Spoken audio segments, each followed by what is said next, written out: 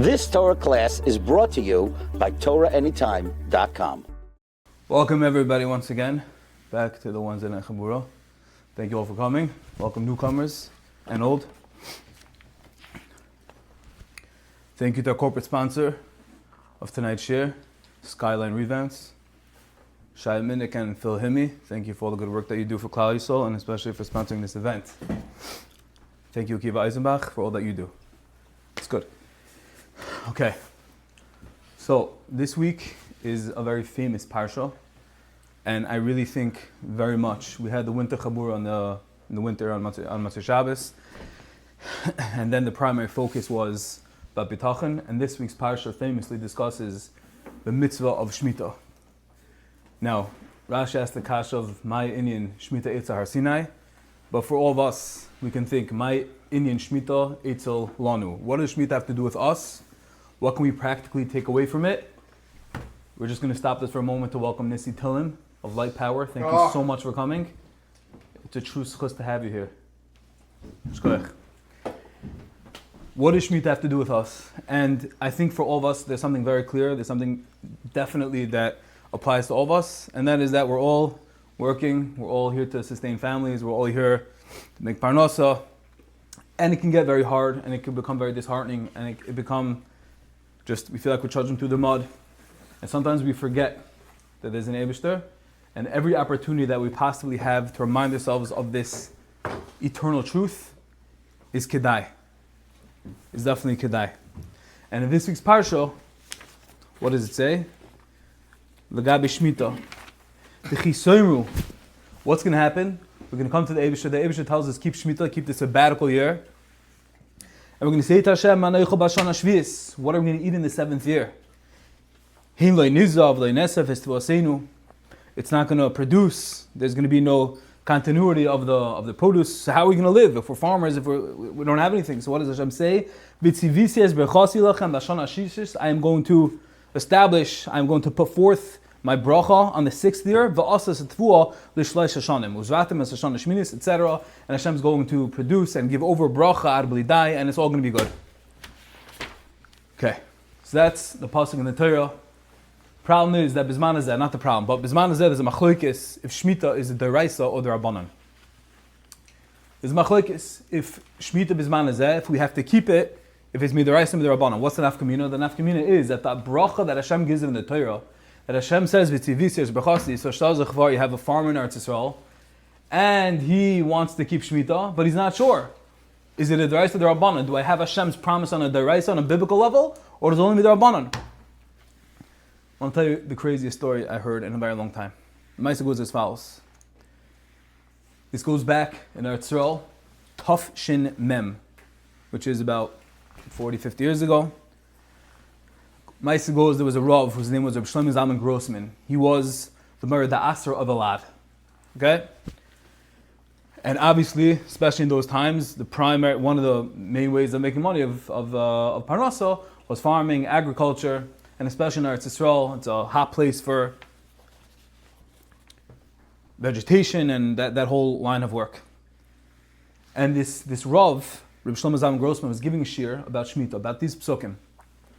This is brought down. The story is brought down in the sefer called Emunah Shalema. Incredible story. I heard it from Mishal Mefarchi, checked it up, verified. So it's incredible. It's gonna blow your mind. So Reb Shlomo Zalman Grossman was giving the shir in a shul in Alad, and he got to the pasuk that we just quoted of the Chinoimru Man Noichal. What are we going to come and eat? And he was saying with tremendous feeling and passion. And there was a farmer in the room. He wasn't affiliated. He was a regular dati, Mishkin Charedi. And he went over to Reb Shlomo Zalman Grossman afterwards, and he said, you were talking with such feeling, such emotion, such regesh about these psukim of the Torah, about Hashem is going to put forth His promise, and He's going to give you double bracha, bashana shishis. He said, I'm not from. He said, I don't really know what Shemitah is, but he said, you're talking about these tremendous brachot that are written in the Torah for those that keep the Shemitah year. So tell me, Rabbi, he said, if I keep Shemitah, am I going to merit these brachot? And Rav Shlomo Zalman Grossman, he was taken aback. He wasn't sure, because on the one hand, it says in the Torah, it says that Hashem is going to give the bracha b'tzibis b'chasu, but on the second hand, there's a suffix, if bisman hazeh, if it's the Rabbanan, it's the Deraisa. So he didn't want to go and lead on, and Chas Hashem would cause a great chil Hashem. If he tells us, yeah, put everything away, go sit and learn for the whole year, and then he comes back and he just gets rocked and he sees no hatzlacha, it's going to be a tremendous chil Hashem. So he did not know how to answer this person on the spot. So he said, you know what? I don't know what to tell you. He said, great question. Give me a day or two. I'm going to present it to the Gadol Adar and I'm going to get back to you. Okay. 48 hours later, this farmer, his name was Effie, that's what it says in the Sefer, his name was Effie the farmer. He comes back to Reb Shlomo Zalman Grossman, and he says, no, Rav, did you get an answer from me? And he says, yes. He said, I went to the Gadol Adar, the place of Gadar. I went to Reb Eliashiv, and he told me, while I can't promise you the fulfillment of the actual words in the Torah, of Etzivis Yis B'chasin, you're going to get double, etc., he said, one thing is for sure, and this is from Reb Eliashiv. He said, you are going to have tremendous siyata d'shmaya, and you will not see any nezik, any harm, any damage that comes from your commitment to this mitzvah of Shemitah. Okay. So this Effie the farmer, he says, okay, I'm sold. And that was it. He was completely not affiliated, not from. And he says, you're telling me from Maran, Reb Eliashiv, that I'm promised, batuach, that I'll have extra siyata d'shmaya? He said, I'm in. Okay. So what happens? He accepts the Rav's words, and he goes to be a Mazkir HaYishuv, which means just an overseer for free pay. No, he just needed a job, keep himself busy. But the rest of the day, he mamash went and he sat and he learned and he davened and he started his path to Yiddishkeit. All his friends back at home started mocking him and saying, you're such an idiot, you're so stupid. Like, you ferret, you horse, you crazy. You look at your field, look at it. You're not going to have any money. You're just irresponsible. Think about your family. You're throwing them all into the bus. How are you going to provide for them? What's going to be? And obviously this was very hard for him. He wasn't affiliated. He's a complete, basically a Frei Yid. And he just made this commitment because he heard this shir from Hashem Zalman Grossman. He had this haftacha from Reb Eliashiv. But he said, you know what? He said, I don't care. Mock me all you want. He said, I'm not giving up. I'm not looking back. And he doubled down. And he was more chazak. And he got more into it. And he was learning more. And he putting everything away. And the year went by. Shalom Reb Garnish. Thank you for coming.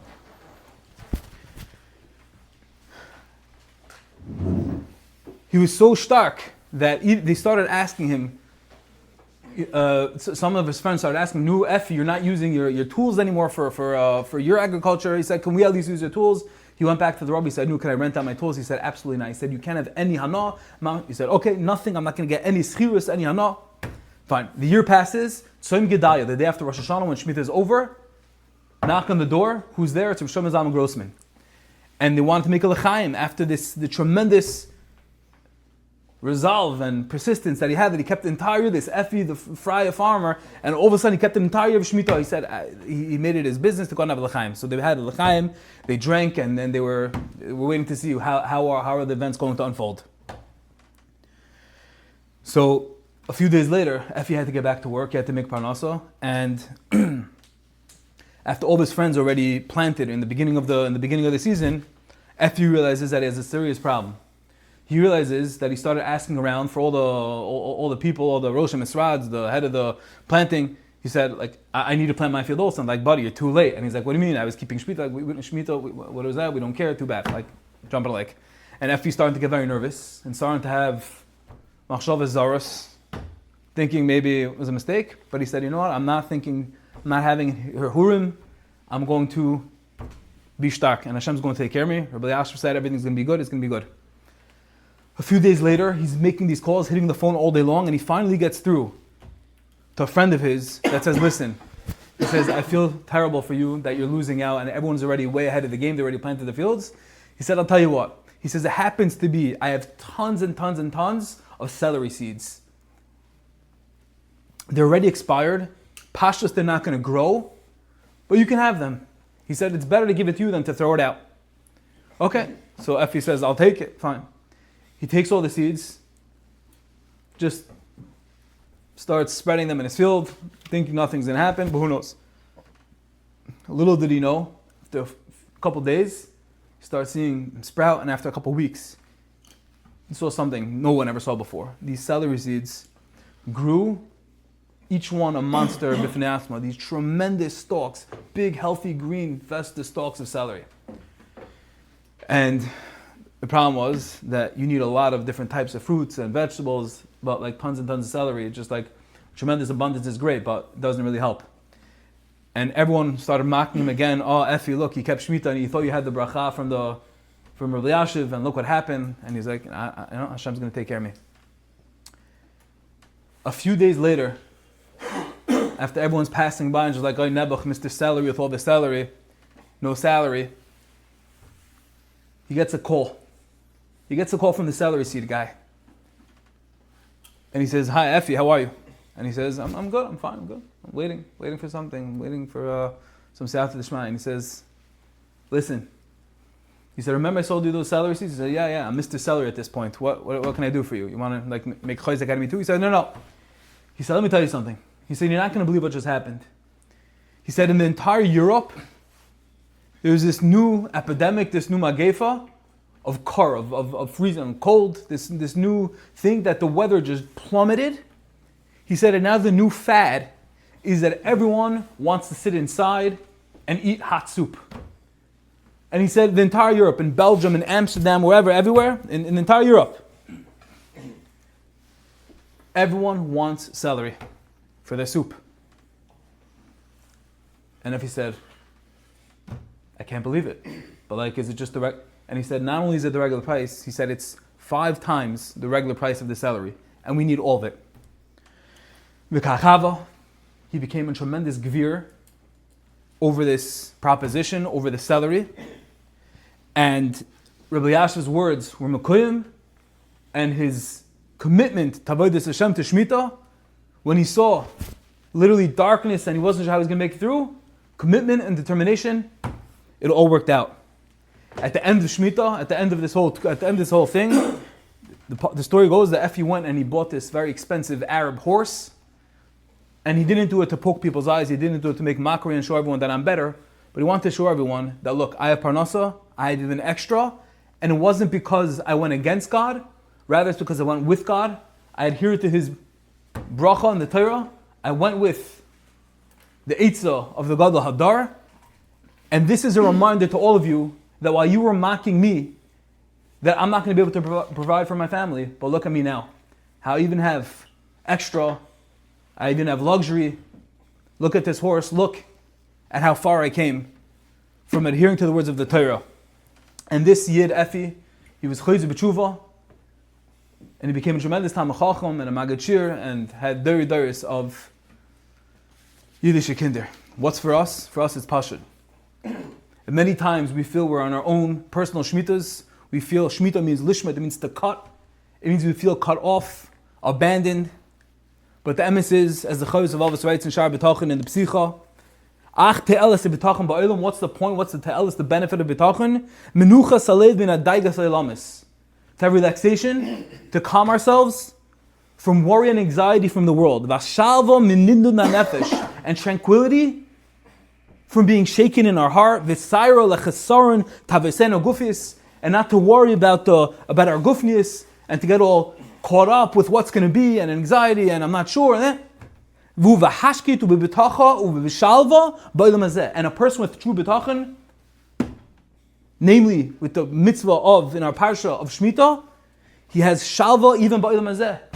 He doesn't know what's going to be. He's putting his field away. Everyone's mocking him. He feels that he's just taking steps backwards and everyone's going forwards and progressing and he's just... When a person has bitachon, when a person has a connection with Hashem, he has everything. As the pasuk says, Baruch HaGever Asher Yivtach B'Hashem, blessed is the man who has bitachon in Hashem, V'hoya Hashem Yivtachoi. Everyone else can laugh, everyone else can mock, everyone else can turn me into an object of scorn and derision and make fun of me. But I have Hashem as my stronghold, I have Hashem as my mivtach, and I have everything. And that's the Yisod of bitachon, that's the Yisod of Shemitah, and especially as we're going again, tying it back into Shavuos, Mekabel Torah, we're accepting the Torah again anew.